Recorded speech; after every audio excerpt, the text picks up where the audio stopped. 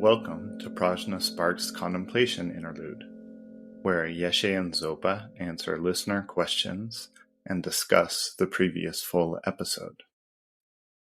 Please take a moment to like, follow, and review us. Aside from your own practice, this is the best possible offering as it helps us reach new listeners.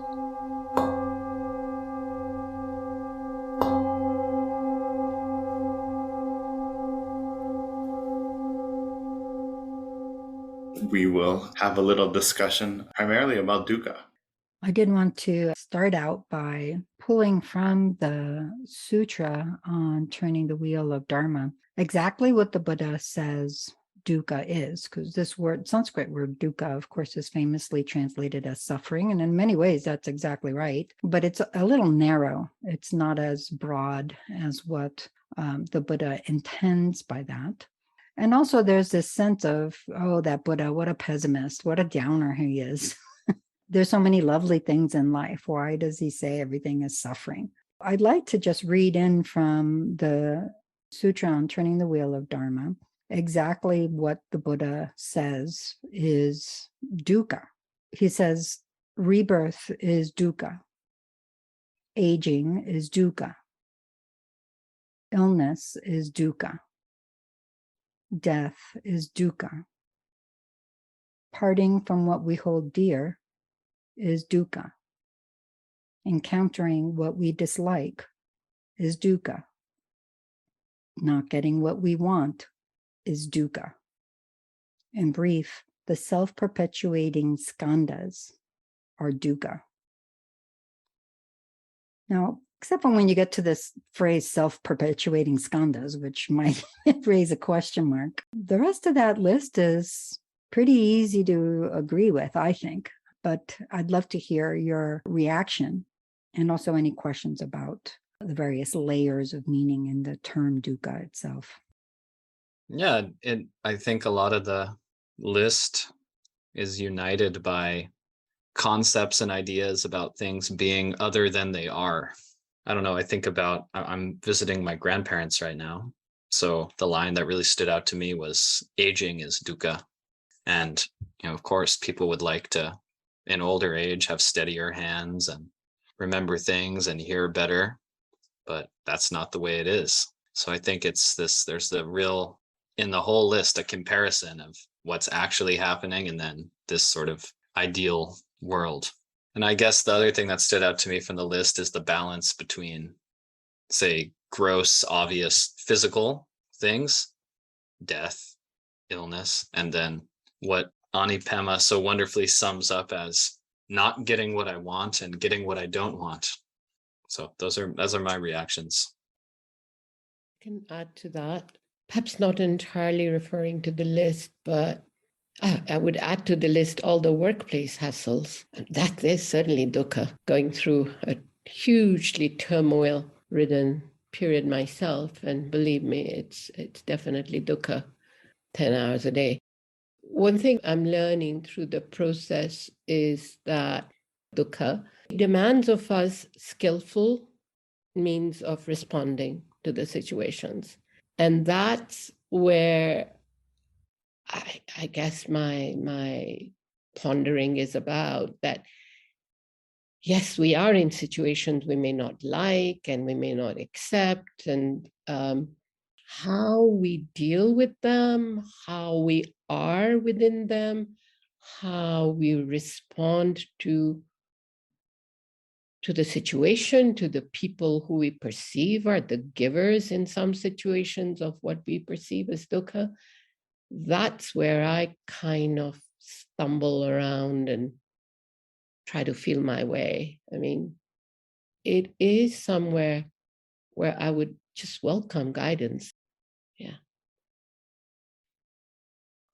When I now heard what you said, and I even heard some more subtle explanations, like not headache, but even if you're uncertain about things and just not happy with whatever situation, even this is dukkha I heard. And when I think about it, in a way you can say it is our inability to accept the reality as it is. And I think whatever, or in any situation, when you can call it dukkha, there is something in the way. And when I learned that the I, the self, which we establish, which is not in accord with reality, I think it comes really back to this, because there must be some force which is in opposition to what naturally is, be it some feeling which we don't accept as just some energy we can perceive at this moment. And I think this force which somehow makes the trouble is always this I, which comes in all these situations into play. I guess a completely wrong, or may more or less completely, but anyway, a completely a wrong understanding of how natural energy flow is, or something like this. This is what came up now when you said all these things. And I mean, this is all theory. The question is still in the various situations how to deal with them, to be on the path to finally get out of this. Yes. Wow. I feel like you all are bringing up so much depth of the topic, and I think that there is so much to dukkha. I mean, in many ways, just like you were saying, Sunita, samsara is a dark alley. We don't know what to do, right? We're wandering around. We want to be happy, and yet we keep, as Drupal Kempo describes it, we often, our most heartfelt desire is to be happy, to be perfectly content, to have perfect well-being, and yet all of our actions keep going in the opposite direction. And why is that? Like you were saying, Torsten, I think that's what the Buddha identified, right? Is that not lining up with the way things really are, right? So it's not only not recognizing the non-self of ourselves, of phenomena, but also having that mistaken idea of a self on top of the non-recognition, trying to make me look good, trying to control our feelings, our energy, saying this is good, this isn't bad, when really in that expansiveness of holding paradox, of being able to sit with things the way they are and the way they appear, right? I feel like you all have named it so eloquently. Going back to what both Torsten and Sunita were saying, that question of what do we do, right? The Buddha famously summarized his teaching as do no wrongdoing whatsoever, practice virtue in glorious abundance, completely tame your own mind. This is the teaching of the Buddha, right? So that's what we have to do. And it's 4 simple lines. How do we do that, right? And that's what the rest of all of this proliferation of teaching is helping us to understand, to refine away. Yeshe?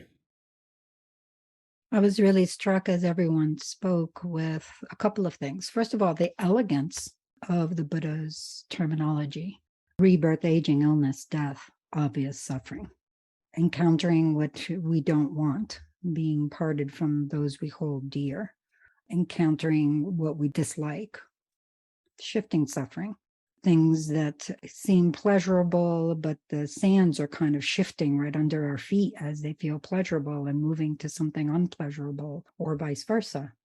How simply elegant it is. So Sunita said, workplace difficulties. That fits right in, encountering what we don't like.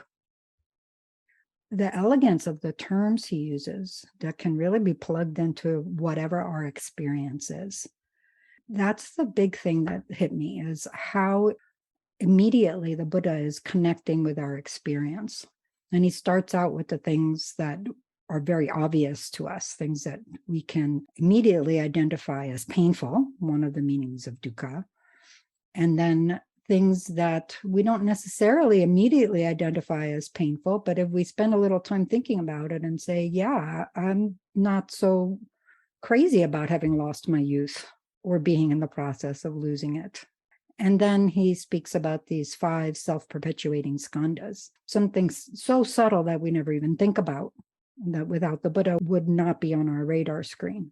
And at the same time, he's not only just describing that and saying, yeah, life sucks. What are you going to do? But he's also speaking to what all of you are saying. Where is this coming from? The immediate thing that happens for us in our experience when we say, yeah, it's true. There are all those different levels of dukkha. Then there's the question of, well, where does it come from? Is there something I can do about it? And what is that something that I can do? Right there, we have true suffering in the first truth, the true origin of suffering. Where does it come from? In the second truth, true cessation of suffering. Can I put a stop to this? The third truth. And how do I do it? The true path, the Eightfold Path of noble beings. Right there in the 4 truths are the answers that naturally arise to our mind when we connect with this in our experience. Not only is it there, but it's there in precisely the order that comes up to our mind. Magnificent. So elegant and so simple. This very short discourse that right then and there addresses our experience as it's happening for us. So when we go through the whole sutra, we could have that experience happening of questions arising and the Buddha responding, questions arising and the Buddha responding in that way. And just as with the brief verse that Zopa just described, the wording of the response, I don't want to say answer per se, because I don't know that there is an answer in any of the Buddha's teachings, but the response he gives us seems very simple. An Eightfold Noble Path is how you address with skillful means the situations that we dislike, etc. At the same time, even though it can be worded fairly simply and elegantly, actually enacting that is quite complicated, or at least we make it complicated through all of the turmoil that our mind brings. Ultimately, I think it is the simplicity that I've heard several of you mention here. Insistence on things being as we want them to be. In other words, we perceive things to exist in a certain way, and we either want it to stay that way, or we want it to change to some other way. And so much comes out of that. And just as Torsten was saying, that idea of a self, a truly existent self, which the Buddha later identifies in more detail as the ultimate source of all of the difficulty, even the origin of suffering, which he describes as tanha, craving, derives from this ignorance that does not realize the true nature of things, particularly the self of the individual and phenomena. And then out of that, all kinds of difficulty arrives. The mind becomes tumultuous with all kinds of concepts and fabrications, and then becomes conditioned to the way we cast projections onto experience. And that conditioning further strengthens the misperception and so forth, all the way around the 12 links of interdependent origination. I find this sutra just absolutely fascinating in its simplicity, its elegance, its knowledge of beings' immediate reactions, and the way that he starts to just touch into what turns out to be several decades of teaching after this first public discourse. I have a question if we have time. Please. I'm thinking about, not to take this out of, the immediate sutra in question and Buddha Shakyamuni, but I've always interested and struck by the line by Tilopa about, I don't know the exact translation or the exact words, but it's like, it's not by desire you are fettered, but by clinging or attachment. I think the phrase goes something like that. So I always think about that in relation to the concept of tanha and craving and thirst. So I'd be curious to hear the lamas speak a little bit about the interplay between the identification of tanha as this source of dukkha, and then this idea in that of clinging or attachment that's brought out in that line from Tilopa. Wonderful. Yeah, I mean, I think as I remember the verse, I think it's Talopa instructing Naropa, and he says, it's not the objects that bind you, my son, it's your attachment to them. That does bring up this very interesting question, right? It's not anything out there, right? We don't have to solve the world. We don't have to make other beings behave a particular way, all of this, right? It's our attachment. It's our, like Torsten was referring to, it's trying to force that energy into the way that this very limited idea of things being truly existent the way they appear to us to be as the reality, right? And trying to force the world and other beings and even ourself, our energy, our emotions, all of these things to conform to this very small, limited idea that the self brings forward.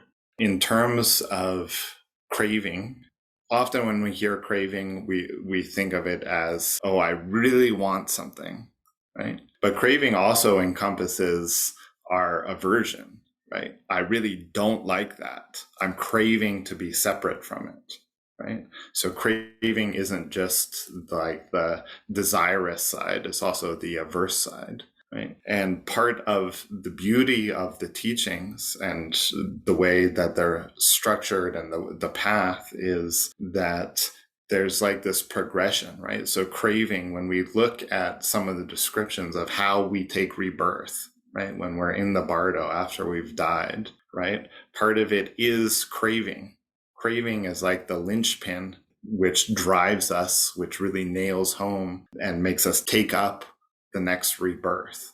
So there's so many levels of addressing craving in the sense of just being able to have a little bit of space, even if it's just the recognition of like, wow, I really want that samosa or that chocolate or whatever it is. And even just having that space of recognizing and not immediately following, right? We can train in simple ways. But of course, the only way to fully uproot that is to get to the ignorance that underlies it. That's the beauty of the spectrum of the Buddha's path and the different vehicles that he employs to help us recognize it, is that there's these graduated levels where we can dig deeper and deeper into examining our own immediate experience of craving. It's not like we have to wait until we're dead and we're in the bardo and then be like, okay, now I really need to like cut off that craving. No, if we do that, then it's going to be too late because we'll already have been so habituated to it. Whereas if we start to recognize more and work with this more, then there is that sense of being able to train in it. And all of that gives us conducive circumstances for working on the fundamental ignorance, that fundamental belief in a self that keeps tripping us up. And of course, there's so much more to say about what you brought up, Rob. But the other thing that to me feels really valuable in that, at least in this moment, is also that recognition that sometimes we can feel so restricted when it comes to like cutting off craving or, oh, I have to limit myself, all of these different things. And my experience when I'm in a little bit more of a spacious mindset is just how beautiful it is to recognize, like, yeah, there's all this beauty, there's all this magnificence of the world and of beings and all of that. And it's not that we're denying ourselves that as much as it is that we're recognizing that those kleshas that disturb the mind, that actually affect our ability to be with that beauty, that magnificence, because we limit it and we say mine, or I don't want it, not mine, right? Or we just don't care, right? And so there's something really profound and striking about that sense of it's not the things that bind you, my son, it's your attachment, right? If I recall correctly, the word in the Tibetan translation of that is nangwa, which is nangwa is usually translated as an appearance or an experience. That quote is incredibly profound because you can go to all manner of depth in understanding just what that word nangwa means.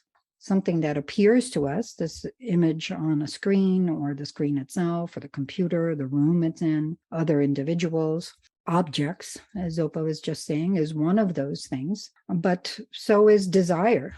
Desire is an experience that we have. It may not appear in a tangible form. There is something tangible usually associated with a desire, but the desire itself is not typically something we experience tangibly. And yet it's an experience. Contentment is an experience. Suffering is an experience. Back to these four truths. Right there, the Buddha is saying there are all these experiences in life. In all of these experiences, there's a thread of dukkha, basically something not quite right. Either in your face, not quite right because it hurts, or subtly not quite right because you want it to stay and it's slipping through your fingers, or invisibly not quite right. That powerlessness of having the ability to define what happens to us. We stay young. We do not die. We are always with the people we love. We have no power for that. What the Buddha is saying, and what Tilopa describes here so succinctly, is whatever our experience is, that's not the issue. The issue is that we attach to those experiences, as Zopa just said, in any number of ways. Attachment doesn't necessarily mean we like it. We may be attached to being free of it, or whatever it may be. And it's that craving for things to exist a certain way or to not exist a certain way that is our immediate source of discomfort. And then the ultimate source, the root of even that craving, is that ignorance that takes things to exist truly. Rob, I really love that you brought this up, because one of the things that happens in the Mahayana and Vajrayana teachings is that there's this very strong reliance on commentaries and scriptural quotations from masters other than the Buddha. And that can be criticized a lot. The reality is that the Buddha's output is enormous. He was prolific as a teacher, and he was also very embedded in circumstances. So he tended to teach because of questions or situations that arose. So the commentaries and teachings of the later masters are often used to condense and bring all those pieces together. And I think, Rob, that this quote that you just brought us from Tilopa is a very good example of that. Experiences that bind you, my son, it's your attachment to them. Cut through attachment, Naropa. Beautiful. Thank you all so much. Please just take a moment again to share the merit of any goodness that's come from our discussion right now, our contemplation together, and share it with all beings so that all beings may benefit, may know how to act skillfully in accord with the true nature, the innate Buddhahood that is the nature of their minds. Join us on the full moon for our next full episode. We can't thank you enough for taking the time to like, follow, share, and review PRAJNA Sparks. It means a lot to us. If you have any questions, contact us via email, Instagram, or Facebook. Check the episode notes for those links and for more resources on today's topic. Visit us on the web at prajnafire.com or follow us on Instagram and Facebook at PRAJNA Sparks. Thank you for listening. May all beings benefit.